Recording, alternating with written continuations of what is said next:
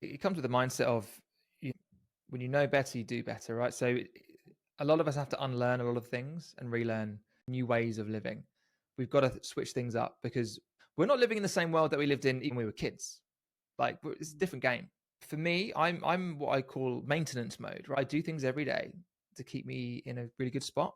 And I've gone through a process of removing that backlog of toxicity that I've really started accumulating since birth. Your external environment will be a reflection of your internal environment and vice versa. So if you're living in a swamp of crap, sooner rather than later, your internal environment is going to reflect that. So the first thing is fixing our external environment. There's a lot to do there. We talk about these chronic exposures over years and years and years.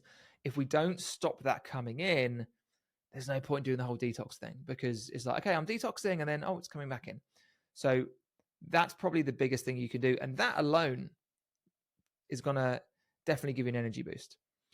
All I'm running through is all the simple ways, the millimeter shifts, just Yeah. optimize 2%, 2%. There's all these small things that we can do to like basically stop the toxicity from piling up and like needing to detox. And then once you do that, it's about maintenance.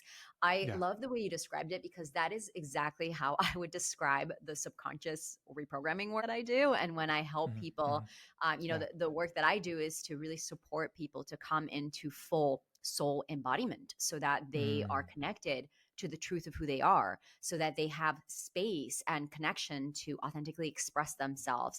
There are just like, all these thought patterns about why you're not enough and why, you can't have what you want to have. And then these habit patterns that are formed based on those beliefs that then have people going for the Coca-Cola instead of the water, that have people staying at home or not moving their body instead of being active. Like what I love about your share is that you're really adding that physical layer to it.